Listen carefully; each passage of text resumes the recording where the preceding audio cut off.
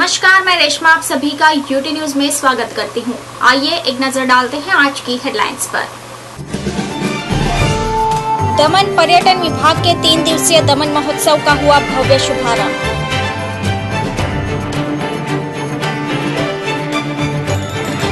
और नगरपालिका चुनाव के तहत मतदाता सूची में सुधार हेतु दमन कलेक्टर ने आयोजित की बैठक।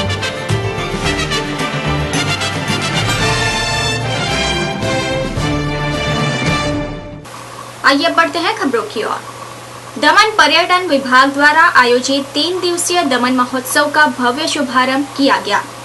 संघ प्रदेश दमन द्वीप प्रशासन के दमन पर्यटन विभाग ने संघ प्रदेश प्रशासक आशीष कुंद्रा के मार्गदर्शन में 3 दिवसीय दमन महोत्सव का आयोजन किया है, जिसका सोमवार शाम को फायर शो प्रोग्राम के तहत पटाखे फोड़कर भव्य शुभारंभ किया गया।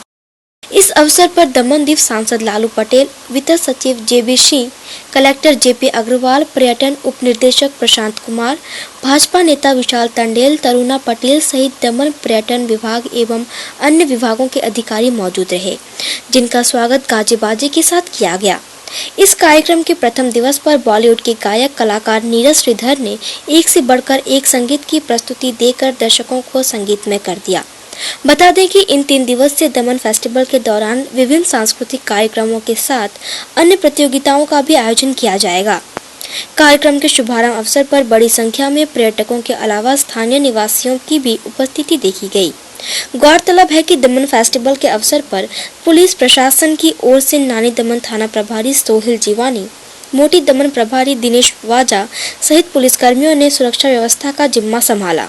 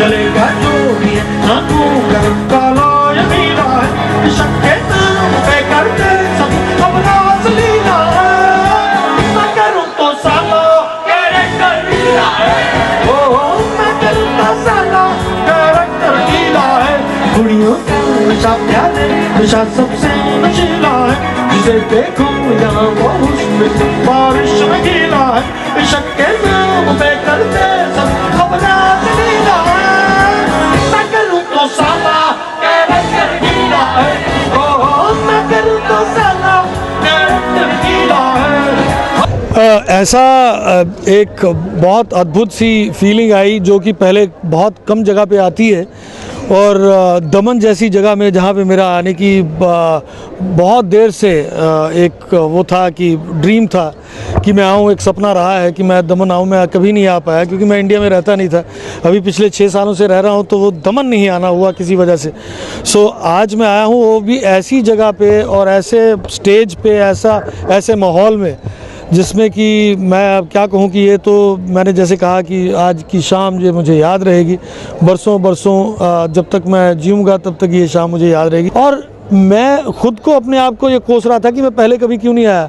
The moment I entered and I saw that Daman fort and all that, the way it was lit and beautifully arranged, और ये जो आपने यहाँ पे कारूसेल्स वगैरह लगाए, यहाँ पे बच्चों के लिए इतना कुछ, इट्स वंडरफुल। मैं यही आज मिस कर रहा हूँ कि मैं अपने बच्चे को यहाँ क्यों नहीं लेके आया। My family should have been here, so I certainly try and bring my family here also. Daman is one place that I think we all need to see, whole India needs to see, even people abroad.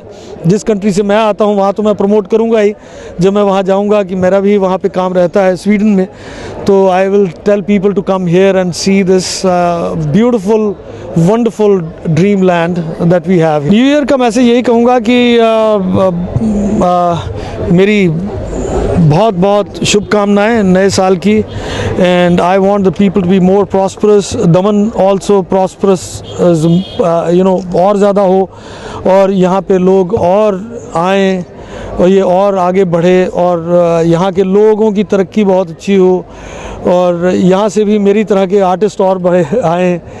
आगामी दमन नगरपालिका चुनाव के मद्देनजर मतदाता सूची में सुधार हेतु राजनीतिक दलों के प्रतिनिधि एवं काउंसिलरों के साथ कलेक्टर की एक बैठक आयोजित हुई।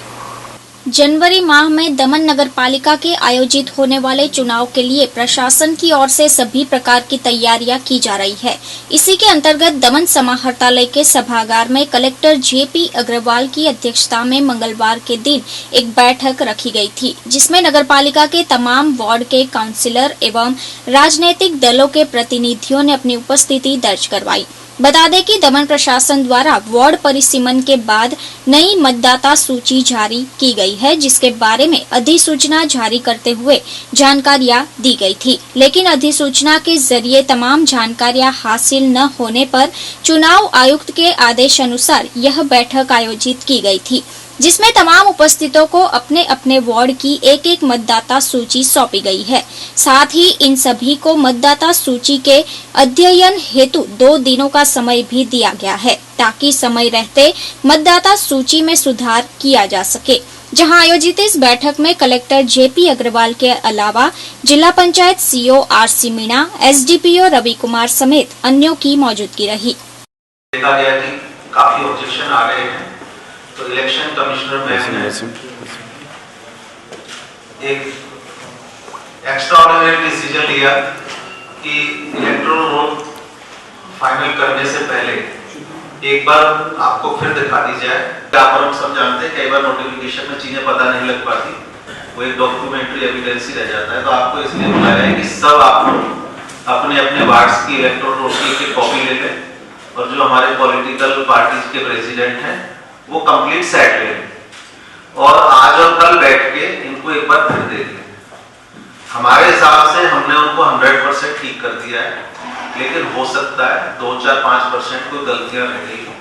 तो आज और कल में बैठ के इसको आप इसको अच्छी तरह दे दें।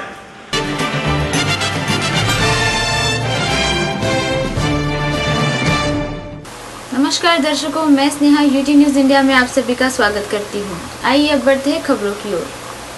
फिर गलत वजहों से सुर्खियों में आया मलेशिया एयरलाइंस। अब उल्टी दिशा में उड़ा दिया गया विमान को। बीते 2 वर्षों एयरलाइंस एक बार गलत वजह से सुर्खियां में है। दरअसल क्रिसमस के दिन एयरलाइंस का एक विमान ने ऑकलैंड से उल्टी दिशा में उड़ान भर दी। सूत्रों के मुताबिक उड़ान भरने से 8 मिनट पहले एयरबस A330 के पायलट ने ऑकलैंड ट्रैफिक कंट्रोल से पूछा कि विमान के गंतव्य कुआलालंपुर के लिए उत्तर दिशा की जगह उसे दक्षिण में जाने के लिए क्यों कहा गया है। मलेशिया एयरलाइंस के एक प्रवक्ता ने समाचार प्लान एयरलाइंस से ही बने थे, इसलिए अब जांच हो रही है कि दोनों में अंतर क्यों हुआ। वहीं इस बयान में कहा गया कि फ्लाइट प्लान उस वक्त की तमाम परिस्थितियों को ध्यान में रखकर बनाया जाता है, जिससे मौसम और रूट की व्यवस्था का ख्याल रखा जाता है और साथ ही किसी भी वक्त यात्रियों एवं क्रू सदस्यों की सुरक्षा के साथ लापरवाही नहीं बरती गई। गौरतलब है कि इससे पहले 2 बड़े हादसे हो चुके हैं, जिसमें एक विमान MH370 पिछले साल बीच रास्ते से गायब हो गया था, जिसकी खोज के बावजूद आज तक कुछ टुकड़ों के अलावा कुछ नहीं मिल सका है। सरकार ने किया ऐलान कि अब 10 लाख से ज्यादा सालाना सैलरी वाले उपभोक्ताओं को LPG सिलेंडर पर सब्सिडी नहीं मिलेगी। केंद्र सरकार द्वारा रसोई गैस की सब्सिडी के बारे में एक अहम फैसला लेते हुए ऐलान किया है कि अन्य 10 लाख के अधिक सालाना सैलरी वाले उपभोक्ताओं को सब्सिडी नहीं मिलेगी। फिलहाल सभी परिवार वालों को 1 साल से 14.2 किलोग्राम के 12 रसोई गैस सिलेंडर सब्सिडी पर मिलते हैं, पर इससे ज़्यादा उपयोग करने पर ग्राहकों को बाजार मूल्य पर सिलेंडर मिलते हैं। सरकार ने कहा है कि यदि उपभोक्ता या उसके पति या पत्नी की सालाना वेतन 10 लाख से अधिक है तो उनको LPG सब्सिडी का लाभ नहीं मिलेगा। सरकार द्वारा लोगों से स्वैच्छिक रूप से छोड़ने का आह्वान किया, जिसके बाद करीबन 57.50 लाख लोगों ने LPG सब्सिडी छोड़ा है। दक्षिण अमेरिका और ब्रिटेन में आई बाढ़ के कारण वहां स्थित हजारों घर खाली करवा दिए गए। सूत्रों के मुताबिक करीबन 1,40,000 लोगों को मजबूर कर घर से दूर भेजा गया। राष्ट्रीय आपातकालीन विभाग के मुताबिक फरागवे में कम से कम 1 लाख निकालने के बावजूद कई मारे गए। मौसम के बार बार बदलते भारी बारिश और लगातार चल रही बारिश की वजह से भयंकर बाढ़ का सामना करना पड़ा। दक्षिण अमेरिका, ब्राजील, पश्चिम लंदन और अन्य राज्य से लोगों को घर से बाहर निकालकर कहर तेज कर दी गई है।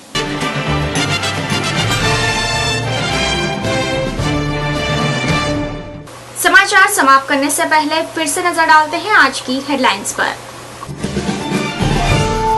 दमन पर्यटन विभाग के 3 दिवसीय दमन महोत्सव का हुआ भव्य शुभारंभ।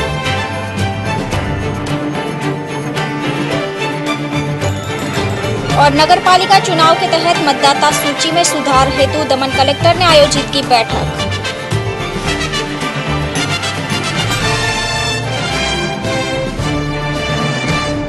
फिलहाल यूटी न्यूज के इस बुलेटिन में इतना ही। अगले बुलेटिन में हम फिर हाजिर होंगे कुछ और ताजा तरीन खबरों के साथ। तब तक के लिए नमस्कार।